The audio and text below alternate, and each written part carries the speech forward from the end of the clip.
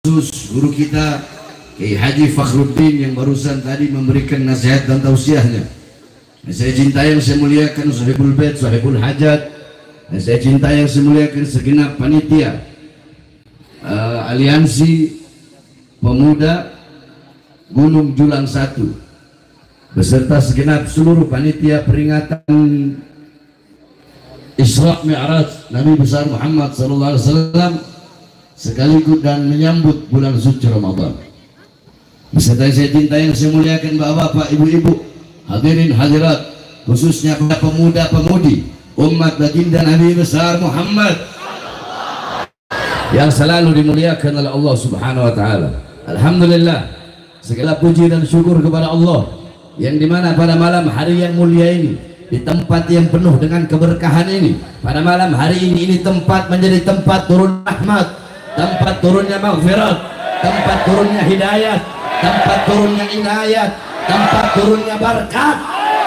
Karena ini tempat-tempat seperti ini, perkumpulan-perkumpulan seperti pada malam hari ini, inilah perkumpulan baginda Nabi besar Muhammad. Jikalau engkau ingin tahu dulu seperti apa perkumpulan Nabi Muhammad, seperti apa Nabi Muhammad berkumpul dengan para sahabatnya, maka lihatlah, bercerminlah, berkacalah perkumpulan kita pada malam hari ini di majelis-majelis ilmu, majelis-majelis zikir. Maka seperti itulah perkumpulan baginda Nabi besar Muhammad SAW. Perkumpulan, tempat yang dimana tidak ada tempat yang lebih mulia, yang lebih agung di muka bumi selain daripada tempat yang digunakan untuk duduk menuntut ilmunya Allah. Sebagaimana dikatakan oleh Sayyidina Umar bin Khattab radhiyallahu an, inna allaha lam yahluk fi wajhil ardi turaban afdal min majlisil ilm. Sesungguhnya Allah tidak pernah menciptakan sejengkal tanah debu di muka bumi yang lebih mulia selain daripada tanah atau debu yang dimuliakan, apa yang digunakan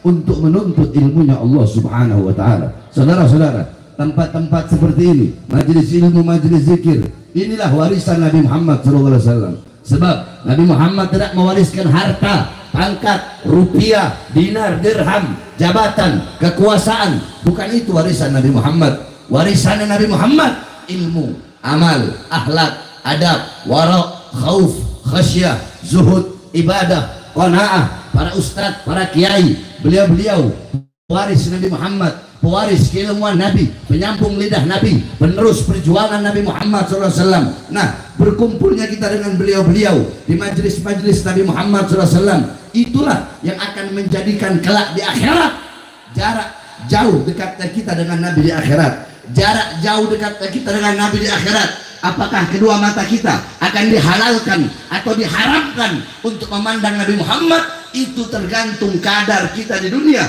sedekat apa dengan para ulama, sedekat apa dengan para ustadz, para kiai, para habaib, sedekat apa dengan majelis-majelis taklim yang merupakan warisan Nabi Muhammad. Maka sedekat itulah kalau kita di akhirat dengan baginda Nabi besar Muhammad. Jikalau di dunia engkau dekat dengan majelis ilmu, dekat dengan majelis taklim, dekat dengan majelis zikir, dekat dengan majelis sholawat, duduk dengan para ulama, berkumpul dengan para ulama, para ustadz, para kiai, para habaib, maka tidak diragukan di akhirat engkau pun akan berkumpul dengan baginda Nabi besar Muhammad. Tapi kalau di dunia jauh dari ulama, jauh dari para ustadz, para kiai, para tuan-tuan guru, jauh dari para habaib, jauh dari orang-orang soleh, jauh dari majelis ilmu, jauh dari majelis ta'lim, jauh dari majelis zikir, jauh dari majelis sholawat, maka dipastikan kelak di akhirat engkau pun akan jauh daripada baginda Nabi besar Muhammad. Maka kalianlah yang bisa menentukan kalian mau dekat atau jauh dengan Nabi di akhirat. Itu semua tergantung daripada kalian. Oleh karenanya saya wasiatkan, jangan jauh-jauh dari majelis-majelis seperti ini. Saudara-saudara, karena saya tidak lama, pertama kita memperingati Isra Mi'raj Nabi Muhammad SAW. Saya tidak mau menjelaskan Isra Mi'raj, sebab kalau saya jelaskan Isra Mi'raj panjang lebar. Tapi saya akan memberikan maraji, saya akan kasih kalian referensi maraji, kitab-kitab yang menjelaskan tentang Isra wal Mi'raj, kitab-kitab para ulama-ulama salaf, kitab-kitab ulama terdahulu, yang dimana kalau kalian pelajari, kalian akan mendapatkan lubabul Isra wal Mi'raj, intisarinya Isra Mi'raj akan kalian dapatkan, manfaat Isra Mi'raj akan kalian dapatkan dalam kitab-kitab tersebut, hikmah, sehingga kalian dapat mengambil ilmu yang bermanfaat dalam peristiwa Isra wal Mi'raj. Ini saya tidak jelaskan, saya sebutkan kitab-kitabnya, engkau cari pelajari, insya Allah kalian mendapatkan ilmu dari kitab-kitab tersebut. Banyak para ulama-ulama salaf kita. Kenapa saya bilang ulama-ulama salaf? Kenapa saya berpegang teguh kepada kitab-kitab para ulama salaf? Ada satu kaidah yang di mana dalam kaidah itu dikatakan, man arada taqadduma fa'alaihi bi kutubil mutaqaddimin, faman arada ta'akhura fa'alaihi bi kutubil mutaakhirin. Barang siapa yang ingin terdepan, yang ingin maju dalam urusan ilmu agama, ilmu dunia, ilmu apapun, hendaknya berpegang teguh kepada kitab-kitab salaf, kitab-kitab ulama-ulama terdahulu. Nah, Isra wal Mi'raj, banyak para ulama-ulama yang mengarang kitab-kitab yang menjelaskan tentang Isra Mi'raj. Ada kitab As-Siraj Al-Wahhaj fi Haqa'iqil Mi'raj, karangan Imam Abdul Ishaq Muhammad ibn Ibrahim An-Nu'mani Asy-Syafi'i. Kemudian ada lagi kitab Al-Mi'raj, karangan Imam Abdul Karim Al-Kusyairi. Kemudian ada kitab Ar-Risalah fil Mi'raj, karangan Imam Abdul Hasan Ali bin Muhammad Al-Lakhmi. Kemudian ada kitab Ayatul Kubra fi Syarah Qissatul Isra, karangan Imam As-Suyuti. Ada lagi kitab Al-Ayah Az-Zahimah Al-Bahira fil Mi'raj Sayyidu Ahli Dunya wal Akhirah, karangan daripada Imam Al-Hafidh Syamsuddin Muhammad ibn Yusuf Asy-Syami Ad-Dimashqi. Satu lagi kitab beliau Al-Ayah Al-Bayyinat fil Mi'raj Sayyidu Ahli Al-Ardi was Samawat. Kemudian ada kitab An-Nurul Wahhaj fi Qissah Isra wal Mi'raj, karangan daripada kakek yang mengarang Maulid Barzanji, yaitu Imam Ali Zainal Abidin bin Muhammad Al-Hadi Al-Barzanji. Kemudian kitab itu disyarahkan oleh cucu beliau, yaitu Said Ja'far Al-Barzanji yang ngarang kitab Maulid Barzanji, diberi nama kitab Tajul Ibtihaj ala Nuril Wahhaj. Kemudian ada kitab Qissatul Mi'raj, karangan As-Sa'id Usman Syata ibn Muhammad Syata. Kemudian ada kitab Hulal Ad-Dibaj Al-Matruzah fil Isra wal Mi'raj, karangan Imam Ahmad bin Muhammad Ar-Rahwani At-Tatwani. Kemudian ada kitab Minhajus Syami Mukhtasar Mi'rajus Syami, karangan Syekh Yusuf bin Ismail An-Nabhani. Kemudian ada kitab Al-Mi'raj An-Nabawiyah, karangan Syekh Hasan Asy-Syati. Ada kitab Nailul Muna wal Ghaya As-Sa'ul fil Mi'raj Nabiil Mukhtar Ar-Rasul, karangan Al-Imam Muhammad ibn Ja'far Al-Kattani. Kemudian ada lagi kitab Qissatul Mi'raj, karangan Imam Najmuddin Al-Ghaiti. Nah, ini kitab Qissatul Mi'raj ini dihasiahkan oleh Imam Ahmad Abil Barkat Ad-Dardir. Namanya Hasyiah Ad-Dardir. Kalau di pondok-pondok salaf daerah Jawa Barat, daerah Banten, kalau udah masuk bulan Rajab, pasti para santri-santri dan para ulama-ulama di pondok-pondok salaf itu ngaji pasaran mengkhatamkan kitab Hasyiah Ad-Dardir, yang dimana Hasyiah Ad-Dardir karangan Imam Ahmad Abil Barkat itu matanya nama kitabnya Qissatul Mi'raj, karangan Imam Najmuddin Al-Ghaiti. Kemudian ada lagi kitab karangan guru besar kami Abuya Al-Imam As-Sayyid Al-Habib Muhammad bin Alwi Al-Maliki Al-Hasani, nama kitabnya Al-Anwar Al-Bahiyah fil Mi'raj Khairil Bariyah. Kemudian ada lagi kitab Yawaqit Taj Al-Wahhaj fil Isra wal Mi'raj, karangan Imam Muhammad Al-Bagir Al-Kattani. Kemudian ada kitab Al-Isra wal Mi'raj Mu'jizatul Kubra li Sayyidil Anbiya, karangan dari Imam Syekh Nafi' Al-Jauhari. Dan masih banyak lagi kitab-kitab yang menjelaskan tentang Isra Mi'raj. Engkau pelajari kitab-kitab tersebut, insya Allah kau akan mendapatkan intisari pelajaran daripada Isra wal Mi'raj. Nah, saudara-saudara, terakhir yang ingin saya sampaikan, sebentar lagi, beberapa hari lagi kita akan memasuki bulan yang penuh dengan kemuliaan, bulan yang penuh dengan keagungan, bulan yang penuh dengan keutamaan, bulan yang dimana kemuliaan, keutamaan yang ada di dalamnya hanya Allah berikan kepada kita sebagai umat Nabi Muhammad. Umat-umat terdahulu, bahkan nabi-nabi dan rasul terdahulu tidak pernah mendapatkan kemuliaan dan keutamaan yang ada dalam bulan yang beberapa hari lagi akan kita masuki, yaitu Syahrul Siyam, Syahrul Qiyam, Syahrul Quran, Syahrul Sujud, Syahrul Ibadah, Syahrul Istiqamah. Bulan yang dimana di bulan tersebut kita bangun, kita menyibukkan hari-hari kita untuk bangun beribadah kepada Allah Subhanahu wa taala. Bulan turunnya Al-Qur'an, bulan turunnya petunjuk bagi manusia, bulan turunnya cahaya di dalam kegelapan, bulan turunnya ibarat mata bagi orang-orang yang buta, ibarat telinga bagi orang-orang yang tuli, ibarat lidah bagi orang-orang yang bisu, yaitu cahaya, an-nurul mubin wa dzikrul hakim wa siratul mustaqim, cahaya yang nyata, sebutan yang bijaksana, yaitu yang maha bijaksana Allah subhanahu wa ta'ala, wa siratul mustaqim, dan jalan yang lurus yang kalau kau berpegang teguh kepadanya engkau tidak akan tersesat, yaitu bulan turunnya Al-Quranul Karim, bulan yang dimana awaluhu rahmah wa awsatuhu maghfirah wa akhiruhu itkan minan nar, bulan yang dimana 10 hari pertamanya rahmat, 10 hari keduanya pengampunan. Rahmat yang Allah berikan di bulan itu lebih banyak dibandingkan bulan-bulan yang lain. Pengampunan yang Allah berikan di bulan itu lebih banyak dibandingkan dengan bulan-bulan yang lain. Apa bulan tersebut? Yaitu bulan Ramadan.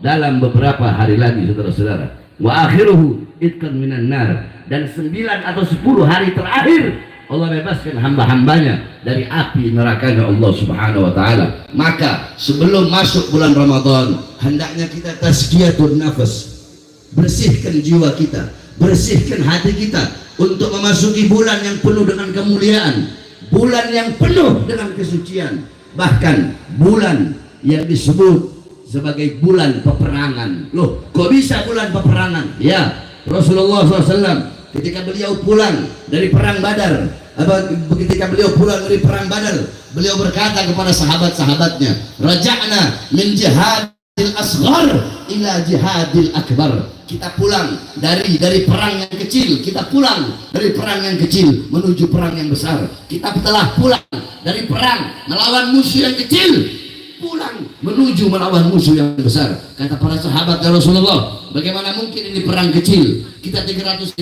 melawan belasan ribu, melawan ribuan, banyak yang meninggal, banyak yang wafat. Ini perang-perang yang besar. Kata Rasulullah, ada peperangan yang lebih besar.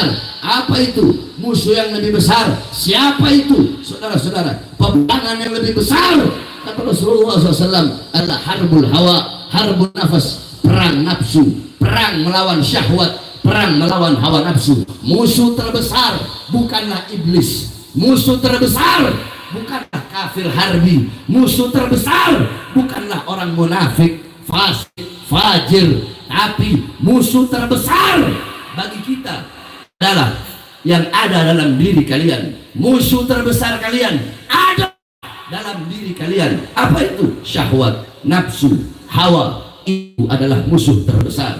Dia ada dalam diri kalian. Maka saudara-saudara, tuba liman kana agluhu amira wa hawahu asira, fawailun liman kana agluhu asira wa hawahu amira. Sungguh beruntung, sungguh berbahagia bagi orang-orang yang akalnya menjadi raja sedangkan nafsunya menjadi budak, dan sungguh celaka, sungguh rugi bagi orang-orang yang akalnya menjadi budak dan nafsunya menjadi raja. Saudara-saudara sekalian yang dimuliakan oleh Allah, kita manusia Allah ciptakan sempurna.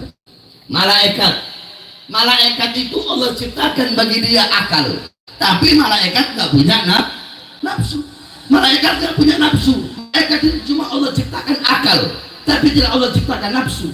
Makanya heran, kenapa kok malaikat selalu taat, selalu patuh, nggak pernah berbuat dosa, nggak pernah berbuat maksiat? Kenapa? Karena malaikat punya akal tapi nggak punya malaikat nggak punya nafsu, makanya selalu taat, patuh dan tunduk kepada Allah. Kemudian ada binatang Allah ciptakan bagi dia nafsu tapi nggak punya akal. Jadi kebalikannya, kalau binatang punya nafsu, nggak punya nafsu, nggak punya, jawab yang keras, punya nafsu nggak punya, itu binatang. Otak punya tapi akal nggak punya. Makanya jangan heran kalau kalian lihat ada kucing masuk ke dapur, nyolong, ambil ngambil ikan, ngambil makanan. Orang kucing dia nggak punya akal. Kalau ada kambing makan rumput tetangga, wajar aja. Karena apa? Perkara wajar, karena nggak punya akal. Kucing dia maling itu wajar. Tapi kalau manusia yang punya akal terus nyolong uang rakyat, maling uang rakyat, itu berarti saudara-saudara manusia yang lebih rendah, lebih hina daripada seekor binatang, saudara-saudara. sering lihat nggak kambing laki sama laki pakai? Jadi kambing laki ini, dia tahu ini laki, tapi dipakai sama tuh kambing kalau Idul Adha. Iya kan? Wajar nggak? Wajar. Kenapa? Karena nggak punya akal.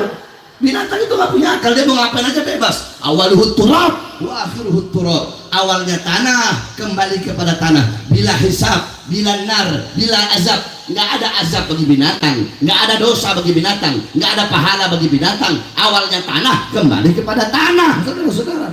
Jadi kalau laki jantan ya berhubungan dengan laki-laki apa namanya, kalau kambing jantan berhubungan dengan kambing jantan itu wajar.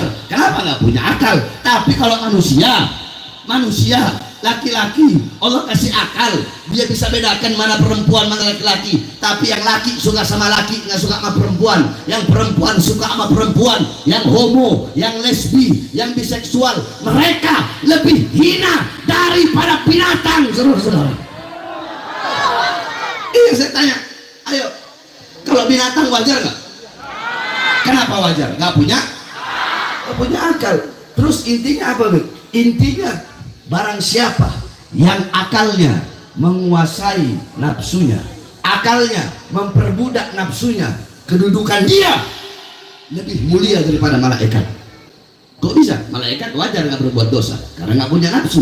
Tapi ketika manusia yang punya nafsu, tapi akal menguasai nafsunya, akal memperbudak nafsunya, akalnya menjadi raja, sehingga akalnya memerintahkan nafsunya, mencegah nafsunya untuk berbuat dosa, berbuat maksiat, berbuat perkara-perkara yang menjauhkan dirinya dari Allah. Kedudukan itu orang lebih mulia daripada malaikat. Sebaliknya, kalau ada orang yang nafsunya menjadi raja, akalnya menjadi budak, nafsu menguasai akal, nafsu memperbudak akal, sehingga mendorong dia berbuat dosa, berbuat maksiat, zina, melacur, main judi, main slot, maka kedudukan ini orang lebih hina daripada binatang, saudara-saudara. Paham? Sebab kenapa? Melawan hawa nafsu itu sangat sulit, saudara-saudara. Melawan syahwat sangat sulit. Kalian udah tahu bagaimana penciptaan ketika Allah ciptakan hawa nafsu? Udah tahu ceritanya? Mau tahu? Lama lagi itu. Ada acara lagi, kasihan itu. Terakhir saya ceritakan, ketika Allah ciptakan akal dan Allah ciptakan nafsu. Ketika Allah ciptakan akal, Allah bertanya, ya akal, man ana wa man anta. Wahai akal, siapa aku dan siapa engkau? Akal menjawab, ana abduka wa anta rabbi. Aku adalah hambamu dan engkau adalah Tuhanku. Kemudian nafsu, Allah tanya, ya nafas, ya hawa, man ana wa man anta. Wahai nafsu, siapa aku dan siapa kamu? Apa jawab nafsu? Ana wa anta. Saya, kamu, nggak ada hubungan saya sama kamu. Allah angkat, Allah masukkan di neraka yang panas selama ratusan ribu tahun. Ratusan ribu tahun berlalu, Allah angkat lagi. Allah tanya, man ana wa man anta. Siapa aku, siapa kamu? Nafsu kembali menjawab, ana wa anta. Saya, kamu. Nggak ada hubungan saya sama kamu. Lihat, bejat nggak itu nafsu? Bejat nggak? Biadab nggak itu nafsu? Iblis, sebejat-bejatnya iblis, dia masih ngakui Allah sebagai itu. Nafsu gak mau, walaupun udah ditaruh di neraka selama ratusan ribu tahun, tetap dia ngakui. Allah angkat lagi, Allah taruh di neraka yang dingin, yang bisa meremukkan tulang-tulang jadi bagaikan kapur, bagaikan debu. Ratusan ribu tahun berlalu, Allah angkat lagi dengan pertanyaan yang sama dan jawaban pun yang sama. Ana wa anta. Saya, kamu. Tidak ada hubungan saya dengan kamu. Lihat, kurang ajar itu nafsu. Terakhir, Allah angkat, Allah masukkan di neraka, yang dimana siapapun yang masuk ke neraka itu, maka dia akan langsung lapar selama-lamanya. Baru Allah taruh sesaat, nafsu berkata, kafa, cukup. Asyhadu annaka rabbi wa ana abduka. Aku bersaksi engkau Tuhanku dan aku hambamu. Ratusan ribu tahun kau letakkan aku di neraka yang panas, aku sanggup. Di neraka yang dingin aku sanggup. Tapi neraka yang satu ini yang membuat aku lapar, aku tidak sanggup, aku tidak kuat. Makanya Ramadan adalah bulan berperang melawan hawa nafsu, karena hawa nafsu bisa dikalahkan dengan selalu menahan diri dari rasa lapar, selalu berpuasa, saudara-saudara. Lihat bagaimana Rasulullah SAW Rasulullah selalu dalam keadaan lapar. Bahkan beliau 3 hari 3 malam pernah tidak makan, perutnya diganjel pakai batu. Apakah kalian pikir Nabi Muhammad mati dalam keadaan kenyang? Nabi Muhammad meninggal dunia dalam keadaan kenyang? Tidak, saudara-saudara. Qalat Aisyah, ya man kharaja minad dunya wa lam yashba' batnahu wala bi khubsis sa'ir. Wahai seorang manusia yang wafatnya dalam keadaan perutnya kosong, belum masuk sesuatu apapun walaupun sekedar roti yang kering. Rasulullah wafat dalam keadaan lapar. Oleh karenanya makanya puasa itu bulan kita berperang dengan hawa nafsu, berperang dengan syahwat. Perangi hawa nafsumu. Bulan yang dimana dikatakan anna syahwata tusayyirul abida, anna syahwata tusayyirul muluka abida was sabra yusayyirul abida muluka. Alam tara Yusuf wa Zulaikha. Sesungguhnya hawa nafsu, syahwat bisa menjadikan raja menjadi budak, sedangkan kesabaran bisa menjadikan budak menjadi raja. Alam tara Yusuf wa Zulaikha. Tidak pernahkah kalian melihat dan mendengar kisah Yusuf dan Zulaikha? Zulaikha yang awalnya dia adalah istri perdana menteri, ratu, putri, cantik, punya segala-galanya, tetapi zahabat malaha wa jamalaha, hilang kecantikannya, hilang pangkatnya, hilang jabatannya, habis semua hartanya. Kenapa? Karena hawa nafsu dan syahwatnya. Nabi Allah Yusuf sebaliknya, yang awalnya Nabi Allah Yusuf dimasukkan oleh saudara-saudaranya ke dalam sumur, beliau sabar. Diangkat dari sumur, diperjualbelikan menjadi budak, beliau sabar. Dipenjara, beliau sabar. Akhirnya karena kesabaran beliau membuahkan yang awalnya budak menjadi raja. Zulaikha karena hawa nafsu, yang awalnya raja menjadi budak. Ramadan adalah bulan bagi kita untuk berperang melawan hawa nafsu, melawan syahwat. Maka jangan engkau sia-siakan setiap waktu, setiap menit, setiap jam di dalam bulan Ramadan. Jangan hanya cuma sekedar puasa saja, menahan diri dari lapar dan haus saja. Kalau cuma itu, saudara-saudara, sebinatang pun bisa kalau cuma menahan diri dari lapar dan haus. Tetapi hakikat daripada puasa, intisari daripada puasa, bukan menahan diri dari lapar dan haus. Kata Rasulullah, kam min sha'imin, berapa banyak daripada orang-orang yang puasa tapi mereka nggak mendapatkan apa-apa, illa ju' wal atas, kecuali hanyalah lapar dan haus saja. Pahala dari Allah tidak mereka dapatkan. Kenapa? Karena puasa, tapi kedua matanya masih suka memandang perkara-perkara yang haram. Puasa, tapi telinganya masih suka mendengarkan riba, fitnah, masih suka mendengarkan perkara-perkara yang diharamkan oleh Allah. Puasa, tapi lidahnya masih berbohong, berdusta, namimah, riba, fitnah. Puasa, tapi hatinya masih hasut, iri, dengki, riya, ujub, kibir, sombong. Makanya intisari puasa bukan hanya menahan diri dari lapar dan haus, tetapi menahan seluruh anggota tubuh, mempuasakan seluruh anggota tubuh, matamu, hidungmu, telingamu, lidahmu, tanganmu, kakimu, kemaluanmu, mempuasakan seluruh anggota tubuh, zahir dan batinmu, mempuasakan hatimu, menahan hatimu dari apa? Dari perkara-perkara yang diharamkan oleh Allah Subhanahu wa Ta'ala. Itu adalah intisari daripada puasa dan intisari daripada bulan Ramadan. Mudah-mudahan kita masuk bulan Ramadan dalam keadaan suci, keluar dari bulan Ramadan lebih suci dari sebelumnya. Masuk bulan Ramadan dalam keadaan baik, keluar dari bulan Ramadan pun dalam keadaan baik. Amin amin ya rabbal.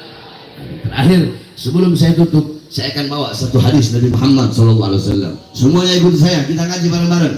Bismillahirrahmanirrahim. Kurang keras. Bismillahirrahmanirrahim. Alaikum bisidki, alaikum bisidki. Hendaknya kalian berlaku jujur, berkata jujur, berlaku adil. Fa inna sidqa, karena sesungguhnya kejujuran itu, keadilan itu, yahdi ilal birri, membawa kalian kepada kebaikan. Wa innal birra, dan sesungguhnya kebaikan, yahdi ilal jannah, membawa kepada surga. Wa iyyakum wal kadzib, jauhilah oleh kalian yaitu berdusta, jangan berdusta, jangan berbohong, jangan berbuat tidak adil, jangan berbuat curang. Karena fainal kadhiba, karena dusta itu, bohong itu, nipu itu, curang itu, yahdi ilal fujur, membawa kepada kerusakan. Wa innal fujura, dan sesungguhnya kerusakan, yahdi ilan nar, membawa kepada neraka.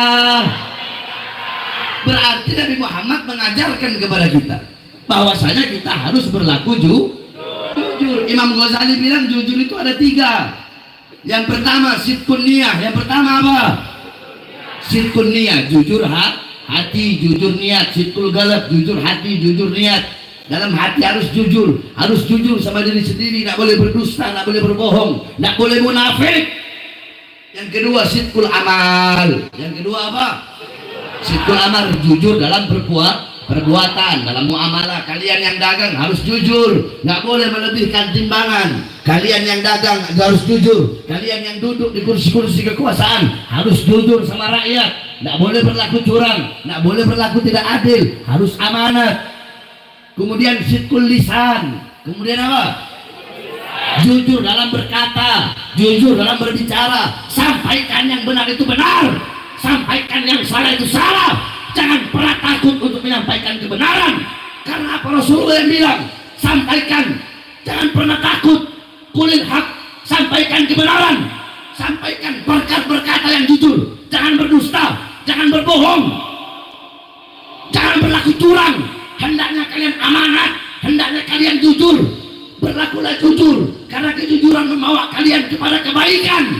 Kebaikan membawa kalian kepada surga. Sebaliknya, kalau kalian tidak jujur, kalau kalian penipu, kalau kalian curang, maka kecurangan akan membawa kepada kerusakan. Nah, saudara-saudara sekalian yang dimuliakan oleh Allah Subhanahu wa taala, telah jelas-jelas bahwasanya banyak pakar-pakar sudah mengatakan juga banyak, dan saya juga menduga, kami juga menduga bahwasanya Pilpres tahun ini itu ada sangat banyak kecurangan yang terjadi, saudara-saudara.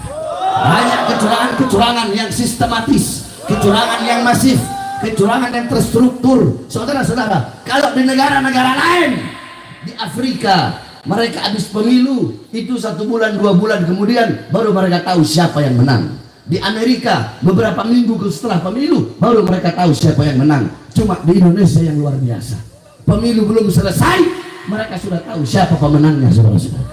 Itulah hebatnya Indonesia, saudara-saudara. Betul? Betul? Betul?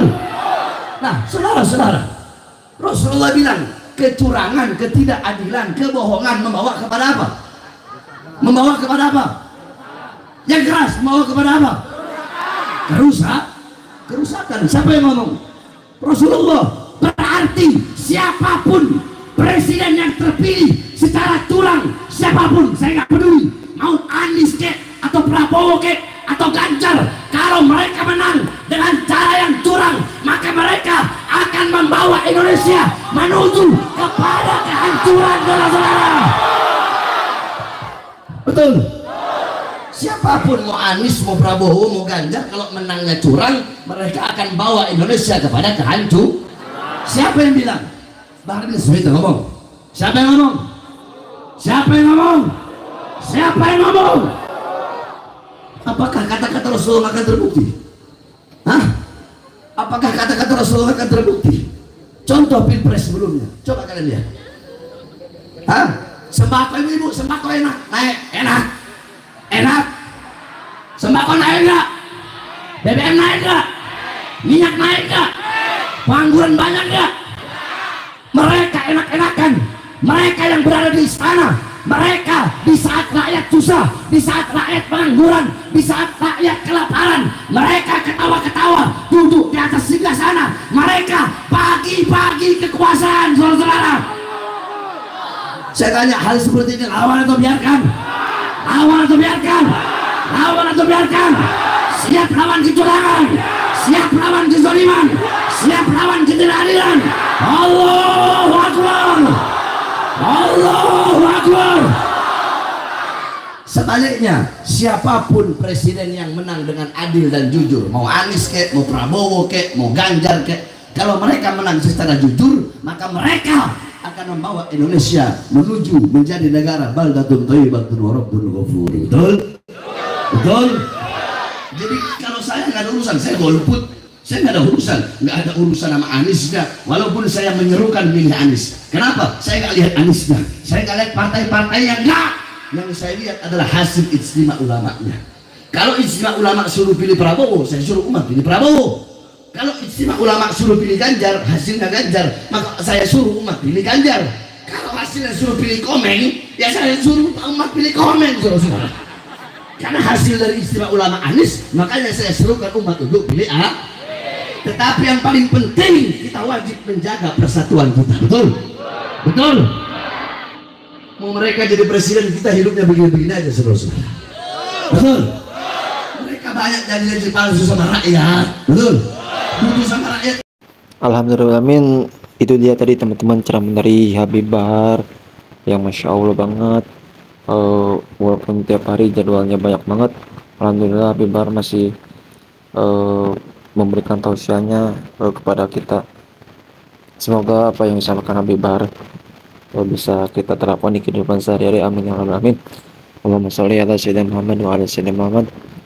Kita berdoa semoga semuanya sehat selalu. Al-Fatihah. A'udzubillahi minasyaitonir rajim. Bismillahirrahmanirrahim. Alhamdulillahirabbil alamin arrahmanirrahim maliki yaumiddin. Iyyaka na'budu wa iyyaka nasta'in ihdinas siratal mustaqim. Shiratal ladzina an'amta 'alaihim ghairil maghdubi 'alaihim waladdallin. Amin ya rabbal alamin.